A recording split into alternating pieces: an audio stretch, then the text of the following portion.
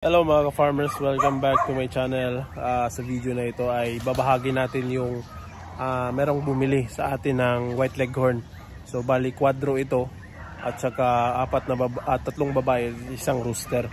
So sa ngayon mga ka-farmers ay hindi maganda yung pakiramdam natin. So yung asawa ko yung nagpapakain. So siya yung nagpapakain sa mga alaga nating manok. Dahil masama yung pakiramdam natin. So meron tayong lagnat kaya siya muna dahil siya nandito naman. So ayan siya. So itong mga nakatali tsaka yan tapos na yung kumain. Ito hindi pa.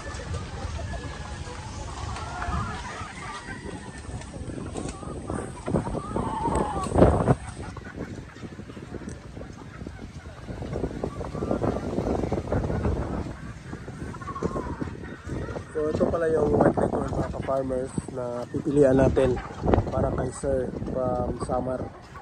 So pipili tayo ng maganda dyan at yun ang ipapadala natin.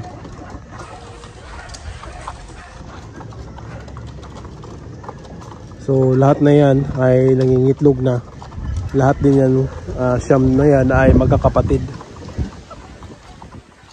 So sobrang lakas ng hangin dito mga ka-farmers. So ito yung pipilian natin kay Sir na nag-avail ng white leghorn. So tatlong babae at saka isang rooster. So ipapaship natin patungo ng Samar.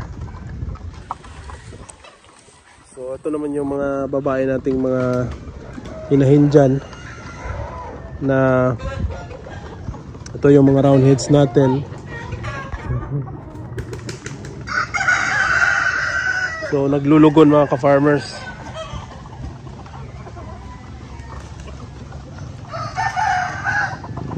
So yan yung mga sweater din natin.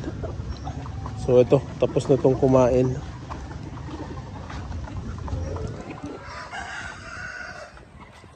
So doon naman yung mga puti natin.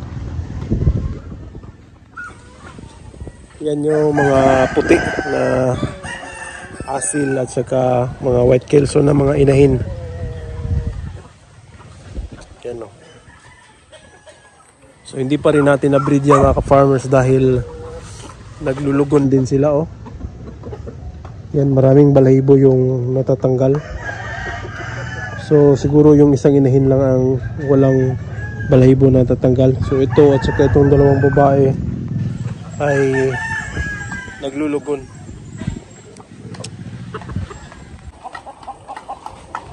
So ito din yung mga pure asil natin mga ka-farmers na mga inahin.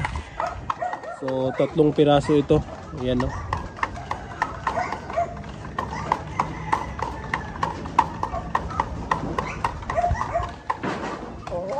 So ito yung dalawa ay anak nito. Magkakapatid yung dalawa. So puro itim yan. So ang tatapang ng mukha nito.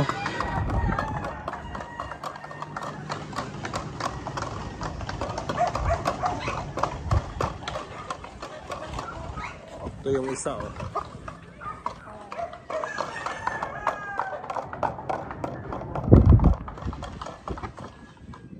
So itong mga asil natin mga ka-farmers ay ibibreed din natin yan. So pinapaganda ko muna yung kanilang pangangatawan. Tapos isasalang natin yan sa breeding para makapagpalabas tayo ng sa side naman ng mga babae ng mga asil.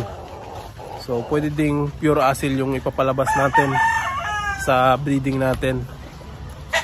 So yun na lang yung mga pure asil ko. Meron akong tatlong pure na babae. Tapos sa mga lalaki naman, meron din akong tatlo na piraso ng mga asil na mga pure. So yun yung ginagamit natin dito sa manuka natin. Pang breed or pang infuse din sa mga palahi natin dito. So, yun na nga, hindi pa tayo nakapag-breed dahil naglugon yung mga babae natin. So, hindi naman maganda kapag nagbi-breed tayo na nalulugon sila. Alright.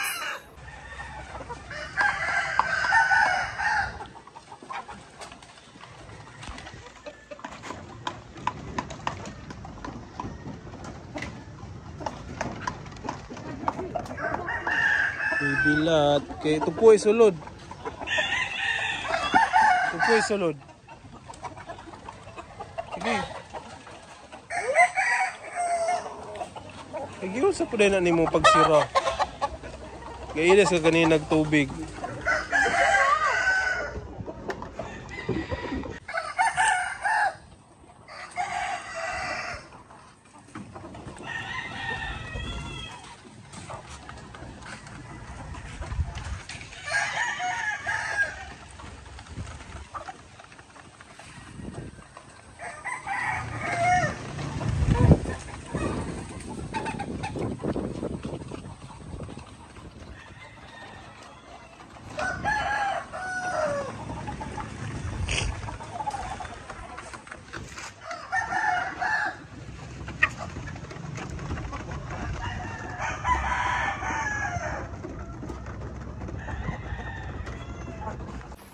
So ito naman yung mga heritage natin mga ka-farmers. Ang kagandahan sa kanila ay hindi humihinto sa pag-itlog. Pwera na lang kung naglulugon yung mga manok natin. So dyan, palagi pa rin tayong nagkukolekta ng mga itlog araw-araw. So yun yung kagandahan sa mga manok natin na heritage, na tuloy-tuloy yung kanilang pangingitlog. So pasensya na mga ka-farmers, medyo parang masakitin na yung dating natin ngayon. So yan ang ating mga heritage chicken, yung nakahilera dyan. Alright. So ayun mga ka-farmers, magkukolekta ng itlog yung ating kabiyak. So yan yung mga itlog oh.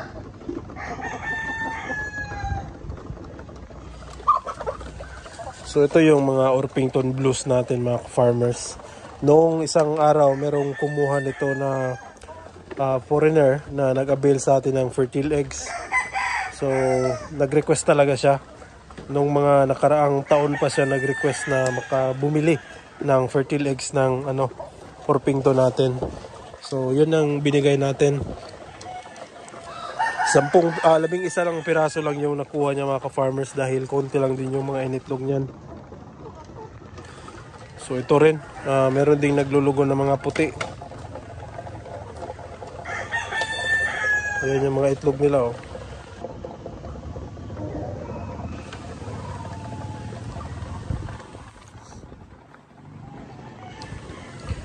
So ito, malakas din mangitlog mga ka-farmers. Halos lahat ng nandito ay nangingitlog.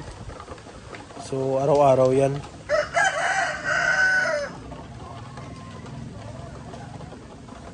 So ayan sila oh.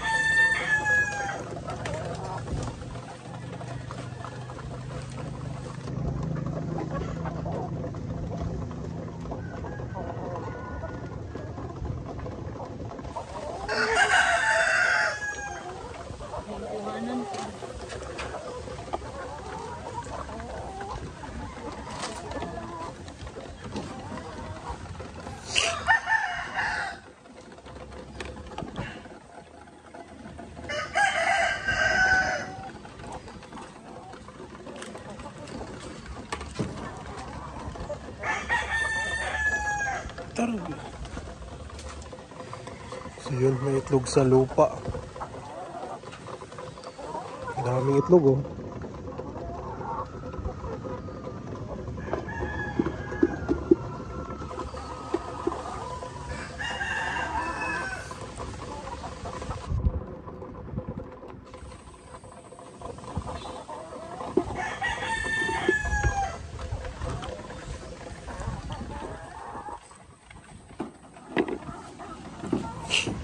Kusira na ba? Awere rin.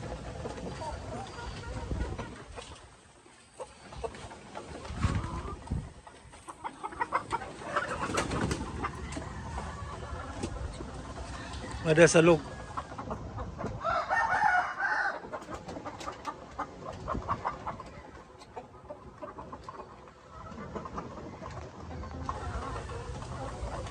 Pila ka buhok? Ano? Pili nga dito sa box. Basig na po. Nantawa na des. Gawin diri baka din box. Wala.